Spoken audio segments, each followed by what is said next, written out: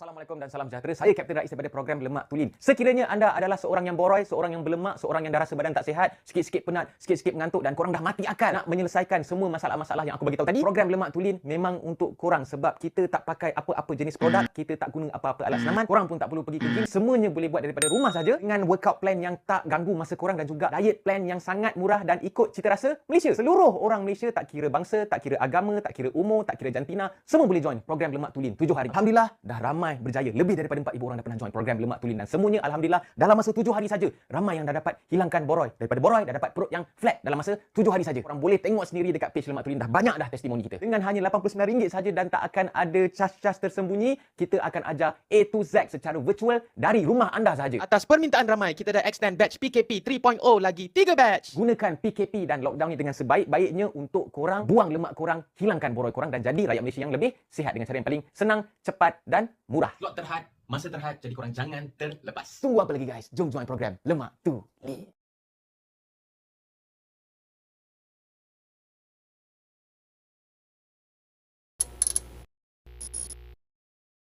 Assalamualaikum, salam sejahtera. Apa hal korang? Ya, selamat kembali ke dalam channel YouTube Aris TV Rais Hamid dan masih lagi bersama dengan YouTuber anda Rais Hamid. Check it out now. Come on. Ya au.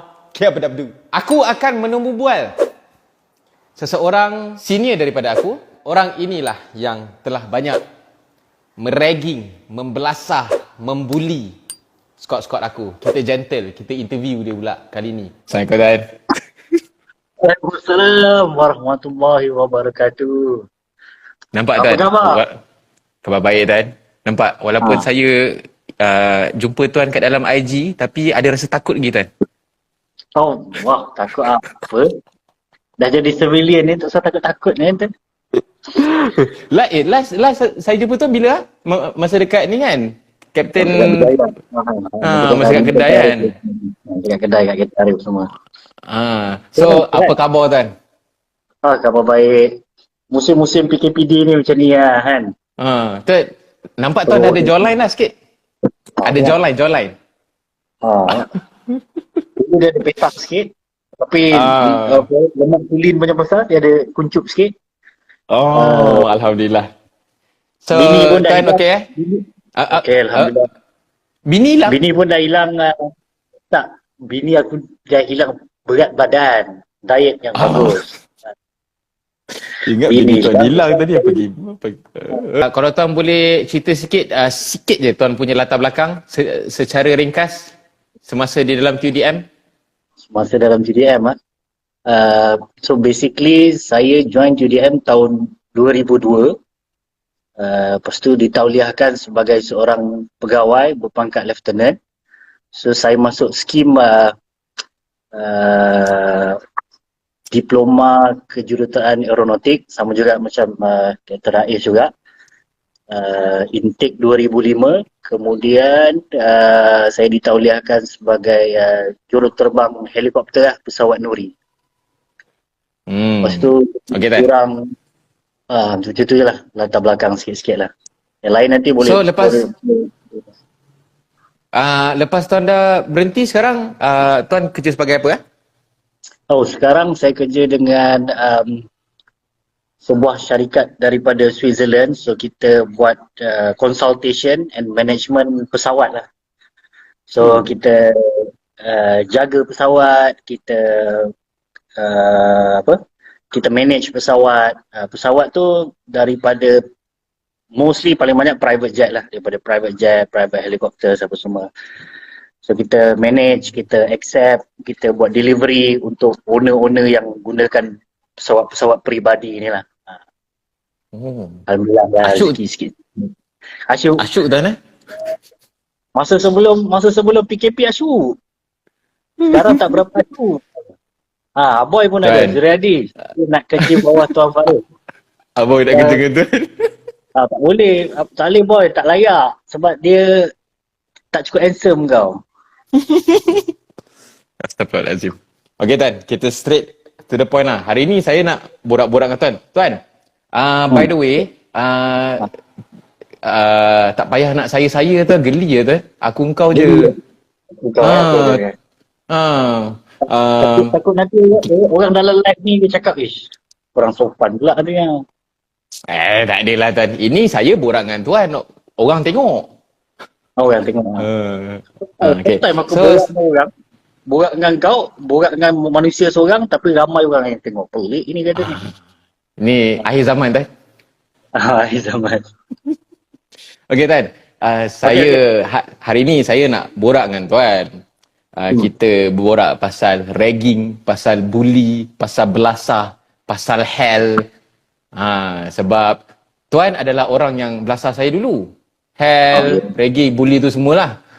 Tapi sebab bila saya dah start kerja, bila saya dah lapor dekat ops, saya dah lapor dekat unit ataupun dekat bahagian strategic Air Force sekalipun, baru saya dapat orang kata positif impact di sebalik apa yang telah diperlakukan dekat saya. Dan saya percaya juga among my squad juga pun rasa benda yang sama lah. Tapi sebelum tu saya nak tanya tuan lah, benda yang saya tertanya-tanya. Okey, tuan 2005, okay? So saya adalah 2007, which is 2006 tak ada. So mana kata tuan jadi junior lama, 2 tahun jadi junior. So masa saya mula-mula lapor dekat PLP tu, so adalah sentimen-sentimen ataupun kabar angin. Ada orang cakap, "Ish, 2005 ni lapor junior." Apa dia? Okey, saya nak tanya tuan lah. Pengalaman tuan, kira tuan bagi tahu secara general je lah. Tak perlu nak spesifik sangat. Pengalaman tuan kena hell, kena belasah, kena ragging masa zaman-zaman tuan. Yang saya tahu masa zaman tuan dulu, CEO pun boleh tahan punya ganas. Dan juga zaman-zaman tuan tu kira zaman-zaman yang lebih kurang jahiliah jugalah. So, apa yang tuan boleh ceritakan macam mana sadisnya zaman tuan kena belasah dulu? Sadis lah. Astagfirullahaladzim. Nak kata sadis tu teruk sangat lah. Tapi masa aku mula-mula lapor tu memang agak terkejut lah. Sebab kita pun tak expect kan orang nak aku tak suka lah guna perkataan belasah ni. Nanti kalau belasah ni nanti orang try interpret lain lagi. Dia punya latihan, cara latihan tu macam kita tak pernah expect kan. So bila kita first day lapor tu, mula-mula dia orang macam senior-senior dia buat acah-acah baik lah. Masa tu kita baru lapor first day kan, kita tak tahu kan. Sini kata, "Okey adik, sila ini barang-barang bawa naik atas." Kata baiknya jadi masuk askar macam ni lah. Rupanya bila semua dah habis, orang yang tukar hantar, parents semua dah balik, masa tu lah dia punya proses orientasi tu berlaku lah kan. Masa tu lah kita tengok, macam ni ke latihan? Dia baling-baling barang kita lah. Masa tu jurulatih senior turunan, sana jerit, sini jerit. Kita macam, apa ni? Confused lah. Sana suruh lari, sini suruh melompat. Tapi benda-benda macam tu kena macam kita accept lah. Lagipun latihan yang diberikan tu, orientasi tu pun bercorak kolektif lah, bercorak beramai-ramai lah kan. Kita dalam squad kita kan. So dia tak adalah macam saya aim budak ni bagi dia kau, tak. Dia bercorak kumpulan lah. So bila bercorak kumpulan tu kita pun kena kenal kawan-kawan kita cepat kan. Tak ada masa nak berkenalan sangat lah. Tapi sebab waktu tu time latihan kan, masa tu semua berlaku terlampau pantas lah. So dia nak sebab apa latihan tu penting, because it change you from civilian to a military punya personnel lah. So dia tak bagi masa banyak. Sebab tu orang cakap belasah, tapi sebenarnya dia latihan. Tapi latihan tu berlaku dalam, kata kalau graf dia tu dia memang mencanak. Dia memang tak sempat. Dia nak ajar you, macam ni kita makan. Tak ada. Kau makan macam ni, salah kita hukum. Sebab bagi akulah, dalam military ni cara yang paling senang nak belajar ialah hukuman. Dia bagi you satu punishment, besok you ingat. Kalau dia macam nasihat-nasihat, okey adik-adik jangan buat dia jadi susah. Sebab you nak kena laju. Sebab I think program kita pun sama. Sebab kita nak ada kelas lah, kelas akademik, lepas tu nak kena latihan, so nak kena fizikal. So benda-benda ni macam terlampau banyak sangat. Kadang kita mula hari kita pun awal, nak baris pagi lah, nak PT pagi, nak pergi kelas, nak PT petang, malam baris. Satu hari tak tahu berapa ribu kali baris. cek pakaian pun hari-hari cek.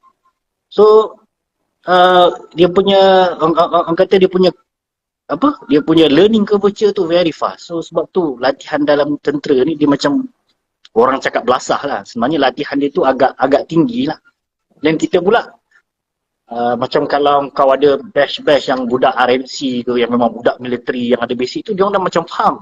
Kita ni macam budak-budak nakal lagi kan. Budak-budak yang tak reti lagi. Tengok orang marah, sana marah. Tapi bagusnya bila latihan-latihan yang macam ni, satunya kita cepat belajar. Kita cepat belajar dan kita takut nak buat salah. Maksudnya kalau senior tu ajar sekali, cepat-cepat kita nak kena tangkap. Sebab tu dalam military ni macam hierarki senior dengan junior ni, especially masa training bukan ops kerja. Masa training ni orang macam takut. Senior ni dia garang. Senior ni dia makan orang kan. So kalau kita nak belajar dengan senior pun, kita belajar sekali je. Kita tanya sekali je. Bila senior tanya ada soalan, time tu bagi soalan. Sebab lepas dia dah ajar tu, dah tak ada dah. Next tu it's a punishment punya timing lah. So salah kita punish. Tapi macam mana cara punishment ni pun dia pun ada lain-lain juga. Ada yang bercorak, yang very physical, ada punishment yang bercorak very mental, ada bercorak yang saja-saja ke, yang kelakar-kelakar pun ada juga punishment yang bercorak fun. Sebab punishment ni kadang-kadang ada juga di waktu-waktu senior tengah happy-happy dia bagi punishment. Sebab kita tak ada buat apa kan. Kita tak ada buat apa, kita duduk dekat annex dekat Wisma tu, itu je lah kehidupan sebagai seorang trainer, betul kan? Kalau macam kita duduk ini, kita ada outing, kita ada keluar kawan-kawan apa semua ni, macam bila duduk military base ni, tak ada apa. Senior pun tak ada hiburan. So hiburan dia ialah kita have fun dengan junior kita, kita sakat junior kita lah kan. Tapi ada yang kelakar, ada yang tak berapa kelakar kan. Betul-betul punishment sengkau pun tahu kan. Ada yang macam kelakar, ini kelakar ni. Tapi kita pun faham, bila senior kita bagi kita dalam keadaan kelakar ni, kita pun macam lega sikit lah. Mood dia baik kan. Tapi kalau senior bagi kita bagi hell kita dalam keadaan yang marah ni, sudah. Ni mesti ada benda yang tak kena. So kita bukan kita try to please kita punya senior, kita try to not to do any mistakes lah. Especially dalam kumpulan kan. Sebab tu kita kena jaga kita punya squad lah, kita punya batch tu. Maksudnya kalau seorang buat salah, nanti semua kena. So kita macam jangan ni kan, dalam military kan macam perkataan sabu lah. Kau sabu ni. So kita jaga skop itu. Kau jangan buat salah macam ni. Kau make sure baju kau cantik. Kalau tak cantik nanti kita suruh lah kita punya body tolong kan. Selalu kan bila kita nak cek pakaian kita, military ni mesti hidup mesti kena ada body.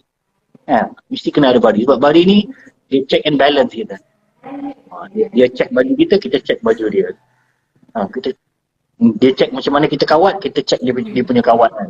Benda-benda ni sebab kalau seorang je salah, semua kena. Seorang je salah, semua kena. Sebab benda macam ni kalau masa dalam civilian, sebab sekarang ni dah jadi civilian, susah kita nak buat macam ni. Kalau macam kita kerja kan, kita memanglah ada co-workers kita, tapi dia tak adalah body yang macam akrab yang kita nak jaga dia sampai hujung kan. Kita just salah time kerja je. Yang lain kau punya masalah. Tapi kalau dalam military ni memang, especially masa training itu betul-betul jaga dia. Sebab kalau salah nanti semua kena, mulalah.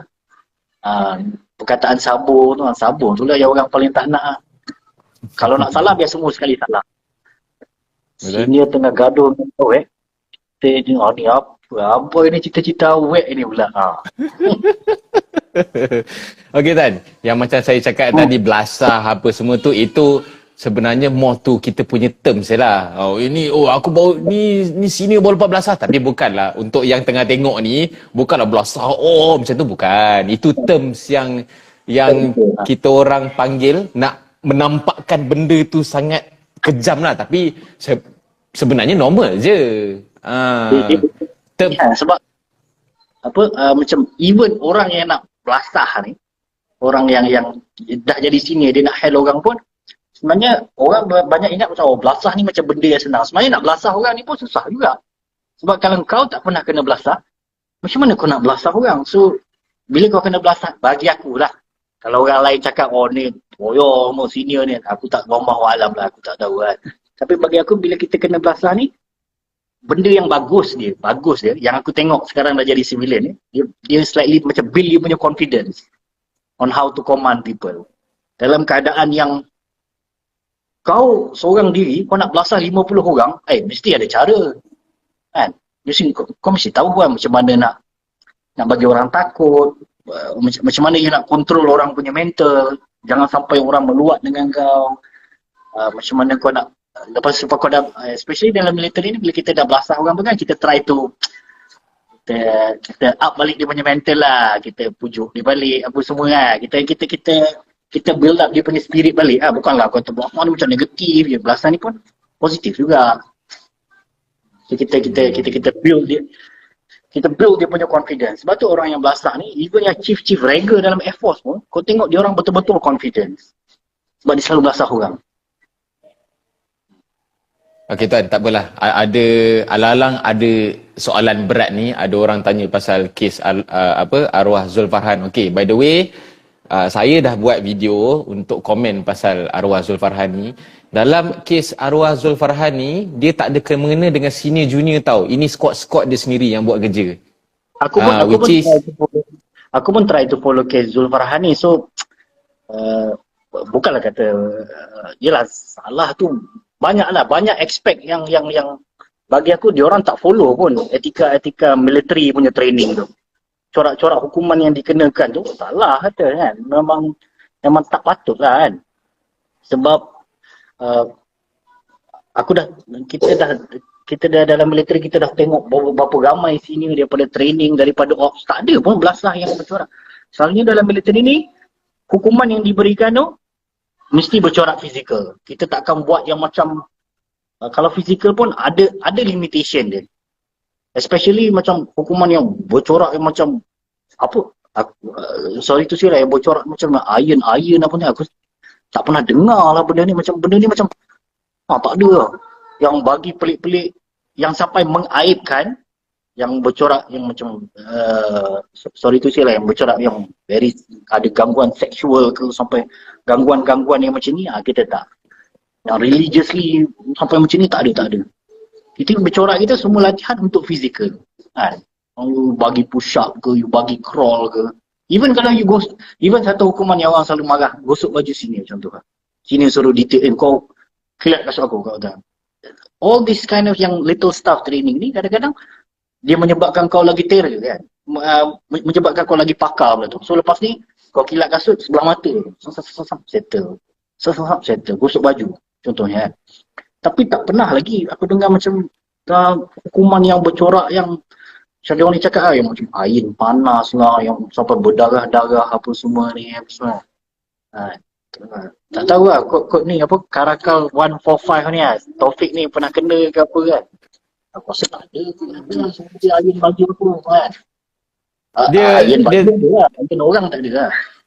Dia macam ni lah tuan. Yang pasal kes Zulfarhan ni, saya dah banyak kali dah tekankan, orang tanya saya kan. Zulfarhan ni, dia bukan antara senior dan junior. Ni antara kawan-kawan, which is dia dah tuduh kawan dia curi laptop, tiba-tiba arwah ni dia tak mengaku and dia ada sifat dendam. And then saya rasa mungkin dia nak imitate apa yang dia pernah kena dengan senior dia, ataupun dia pernah tengok cerita-cerita Hollywood yang kena torture apa semua tu, dia nak buat dekat kawan dia sendiri. Kalau yang tengah tengok ni nak tahu, mostly bila senior belasah junior, semua atas autoriti jurulatih, atas autoriti pegawai atasan dan dimonitor. Bukan main suka-suka nak belasah apa semua. And lepas senior belasah junior ni, dorang bukan dia belasah tu atas tujuan nak mengajar dan untuk nak memastikan junior tu ada perubahan.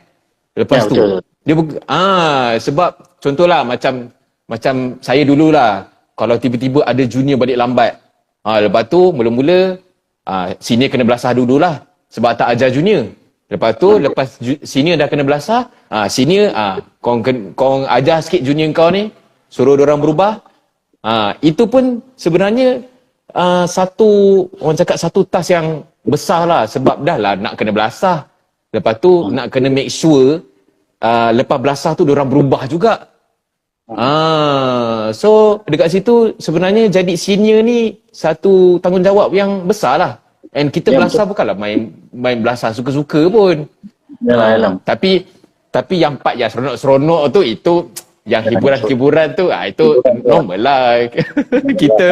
kita berhibur cara askar lah. Macam kalau aku rasa yang tengok live ni, mana-mana yang budak-budak sekolah asrama penuh SPP pun aku rasa duduk U pun ada juga type of dia orang punya macam ranking dia apa semua lah. Tapi cuma ranking dalam tentera ni dia bercorak more tu latihan. Kita tak ada lah yang macam kita bagi ni atas sifat dendam, atas sifat apa macam aku tak suka kau, aku tak suka tak. Semua hukuman yang diberikan tu semua bercorak latihan, which is you can use lah. Macam contoh dia bagi kau push up 1000 so habiskan satu hari. Nampak memang kejam tapi at least bagus kot kan.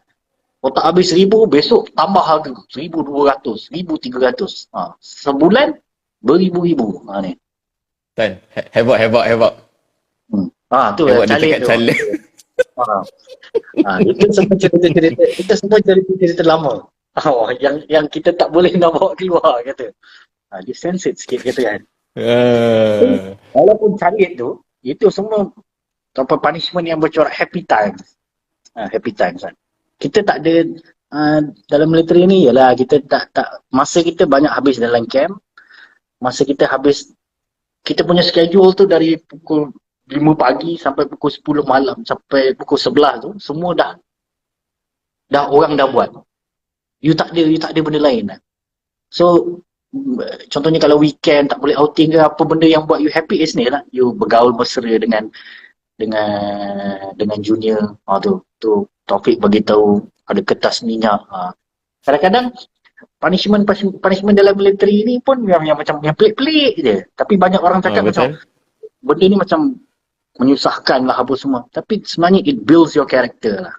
Aku tak tahulah. Aku cakap atas pandangan aku yang dah jadi civilian ni. Kadang-kadang benda-benda yang kecil-kecil ni it builds you lah. Kan? Macam dulu tak tahulah rasa Dr. Rais pun ingat kan. Aku rasa kau pun ingat kan. Dulu kan kalau dekat Pertimbang kan ada yang kertas minyak kan. Kena buat dekat tingkap cantik-cantik. Ada benda-benda latihan kita orang cakap tak ada guna pun tapi sebenarnya it builds you. Maksudnya you kena buat kerja, nak buat kerja tu kena buat betul-betul. Tak boleh buat separuh jalan. Dalam military dia ada terms lah. Buat kerja separuh jalan ni apa kan. Tak tahulah boleh cakap ke tak tapi aku cakap tak boleh buat kerja separuh jalan. Nak buat kena buat betul-betul. Nak buat kena buat all out. Nak buat kena buat sama-sama. Kan even dalam military pun contoh macam masa kita cadet dulu kita nak baris petang-petang kan. Kita ada cek pakaian. Masa kita ada notebook kecil kan. Sebenarnya notebook kecil tu dalam tu ada apa? Nama-nama instructor lah. Nama. Kadang-kadang to the point of pages tu punyalah sama dengan kawan sebelah kau tu. Buku tu macam identically kena 100% sama. Kalau tanya orang civilian, dia kata benda ni buang masa.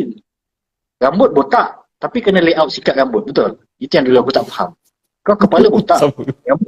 Tapi all the time kena ada sikat rambut. Ni apa benda? Lepas tu, senior pula cek sikat rambut tu, ada habuk ke tak kan? Dalam kau botak. Lepas tu dia cek habuk dekat sikat rambut. Kan pelik. Tapi sebenarnya, benda-benda tu dia nak suruh kau very very detail. Apa yang kau ada, kau kena jaga.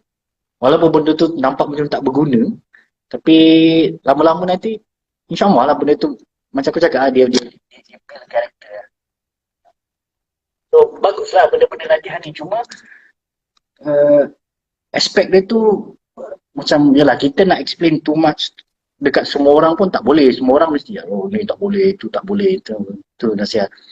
Aku rasa dari zaman sini, aku zaman-zaman super-super sini lah, dia orang pun ada, orang kata, yalah, dia orang selalu cakap apa, during my time.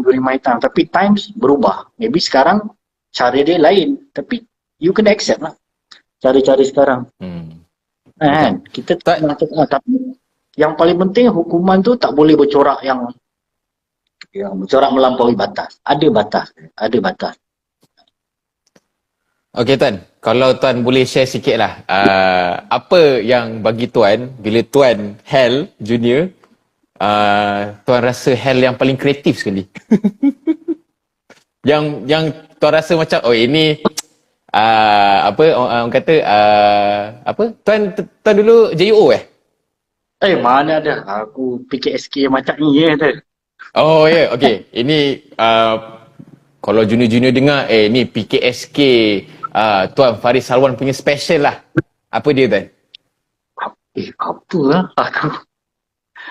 Apa lah yang pelik-pelik lah. Tak ada. Aku pun tak ingat lah. Benda ni macam lama sangat lah tu. Lama sangat. Kau cakap lah teruk pula kan.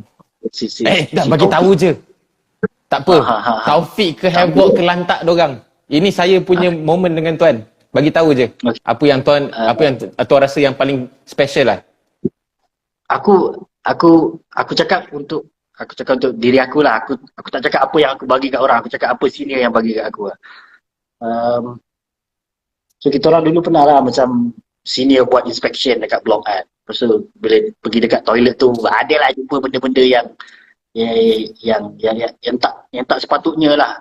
Tapi kita orang tahu yang tu dalam mangkuk jaman tu ada inilah dia boleh cakap dalam live ni. Takut aku cakap. Boleh tuan, tak apa, cakap je. Saman dengan ni kan. So tak ada dan boleh. Dalam mangkuk jamban tu ada najis. Ada najis. Tapi kita orang tahu bukan kita orang punya. Sebab kita orang dah bersihkan blok tu dari pagi sampai petang kan. Kita orang pun, tapi masa inspection tu ada. So kita orang tahu benda ni macam ini mesti senior punya kerja kan. Tapi takkanlah kita nak tuduh senior, mana mampu kan. Senior aku tu secara hukuman tu apa yang dia suruh buat? Dia suruh kita orang masuk tangan dalam mangkuk jamban tu, pegang ramai-ramai. Kalau diikutkan benda tu memang tak senonoh kan. Tapi bila kau buat macam tu maksudnya siapa-siapa punya salah satu blok kena tanggungjawab. Siapa-siapa punya salah engkau punya ke, kawan engkau punya ke, apa saja yang kau punya ke, semua siapa-siapa punya salah semua kena tanggungjawab. So benda tu macam agak menggelikan. Tapi bila lama-lama bila kita ingat benda tu always jadi kenangan. So, bila kita jumpa kawan-kawan kita, kau ingat tak dulu kau pegang aku punya, aku pegang kau punya, aku kena pasal kau, semua benda-benda tu kan. Tapi kita tak, memanglah rasa geli, rasa marah apa semua. Tapi yang itu yang agak pelik sikit lah yang aku pernah yang aku pernah kena daripada sini lah. Dia selalu yang pelik-pelik ni berlaku dalam blok bila waktu dah malam. Yang kita kan. Ada blok-blok sendiri ya. Masa tu sini panggil, dia suruh buat kelakar-kelakar kan. Latihan dia pelik-pelik apa semua kan. Latihan kendiri apa semua kan. Tapi tak pernah lagi yang boleh mengakibatkan kau sampai kau boleh mati ke, sampai kau cedera parah ke. Kita always ada limit. And then kadang-kadang bila senior ni dia nak contoh dia nak hell kau ni, usually dia akan datang dengan group lah kan. Dia takkan buat seorang-seorang. So always body dia akan check and balance. Nak hell orang pun kena ada teman juga. So at least kita tak terlebih, kita tahu our limit apa as a human being kan. Tapi semua latihan ni rasa okey je kot. Kan? Panjang ni. Agreed much is actually building the character. Itulah aku cakap. Building the character. Thank you ni. Apa nama ni? Maria ni. Di building character and cooperation. Lupa nak cakap pasal cooperation ni. So latihan ni semua cooperation. Contohnya kalau dia sini bagi kau latihan fizikal ke, contoh kan. Semua orang kena buat yang perfect lah. Semua kena buat. Kalau satu tak perfect, semua kena. Dulu kalau dalam military, kalau orang paling takut yang standby bag lah kan. Orang paling takut standby bag. Standby bag ni check kebersihan blok lah. Tapi dia punya point of detail tu macam sampai to the limit lah. Maksudnya kalau blok kau ada 3 blok ni, semua cara susunan pakaian dari blok ke blok ni adalah sama persis. Tak lari sikit pun. Kalau kita fikir benda ni macam mengarut lah, kata siapa nak susun baju daripada blok ni sama cara kan. Waste of time kan. Apa yang kau dapat? Sebenarnya benda yang kita dapat tu macam mana ketua-ketua blok ni nak relay message. Okay, buat macam ni. Sebab kalau ada 100 orang, instruction semua akan jadi macam lain-lain lah. Yang ni cakap macam ni, yang ni cakap buat macam ni. Tapi dalam militer ni kita boleh buatkan benda tu macam walaupun kau duduk blok mana, blok hujung ke, blok bawah ke, blok kau menghadap macam ni ke, menghadap macam ni ke, cara bila masuk pintu dalam tengok pakaian tu, semua sama. Cara layout, cara susun kasut, semua sama. Katil, cara lipat, semua sama. Cuma yang tak sama dalam blog tu aku rasa gambar awet je kan, yang kita letakkan kan. Yang botak, dia bagi letak gambar pendek atau gambar awet. Ya kan? Itu je yang lain. Yang lain, daripada pakaian, makanan, cara jalan, cara kau simpan barang, semua sama. So, builds your character. Builds your character, builds your cooperation. Itulah yang tu, yang bagus lah. Yang you takkan dapat lah dekat luar tu. Susah nak dapat. Susah kita nak. Memang aku tahu dekat luar pun banyak agak latihan-latihan yang people adapt daripada military training ni. Tapi pun, sebab latihan-latihan tu bercorak macam sekejap-sekejap kan. Macam military aku rasa training dia semua lama-lama kan. Macam recruit pun rasa 6 bulan kan. Pegawai yang macam UPNM 4 tahun, 5 tahun. Macam dulu kita KQ 3 tahun, untuk flying school lagi berapa tahun kan. Even pegawai graduan pun 5 bulan, 6 bulan. So latihan yang bercorak lama ni, dia build lah kau punya confidence apa semua. Even aku tanya kau, even untuk aku macam aku sendiri, aku pun mana reti nak cakap-cakap depan orang ni. Macam agak malu lah kan. Kita memang bukan yang jadi cakap-cakap depan orang ramai-ramai kan. Tapi dalam military, kau kena cakap. Sebab dia ajar kau macam hari-hari kena briefing. Daripada kadet lagi kan. Malam-malam bila baris malam, kalau kau jadi kadet sarjan bertugas lah apa semua kan, malam-malam baris malam kau kena bagi perintah kebakaran, salah aku juga kan. Perintah apa, kita baca manual, duduk di depan ramai-ramai. Susah kau nak baca benda tu depan orang malam-malam kan. Macam tergagap-gagap kan. Especially kau nak baca depan senior, depan jurulatih. Takkan nak baca dalam keadaan yang gagap-gagap. So kau kena, dalam diri ni kena build your own character. Kau kena lagi tegap, lagi segak nak membaca. Kan? Itu lah. Bila kau buat benda tu 2 tahun, 3 tahun dah. Hasilnya kau dapat orang macam Kata Rais kan. Tu. Si Faiz so fat tu. Havoc tu kan. Sari, Taufik apa semua. Faiz apa? Fazli, kata Fazli. Semua kan macam dia punya karakter dalam diri ni semua macam kau tengok, macam senang dia orang bercakap. Depan crowd kan, dia macam tak kekok. Usually kalau kau jumpa orang military, kau akan nampak orang tak kekok bila berhadapan dengan crowd. Sebab apa? Sebab memang kau duduk unit apa pun, hari-hari ada briefing. Hari-hari ada briefing, hari-hari kau kena kasih briefing. Nampak macam senang nak kasih briefing. Tapi susah. Sini akan tanya kau, tembak kau orang. Tu tembak kau. Kau kena prepare. Takut kena tembak, kau kena prepare. So it's all about preparation. Dalam military ni aku rasa, cara terbaik kalau tak nak kena salah, kena prepare betul-betul. So tak boleh buat kerja separuh jalan. Betul kan?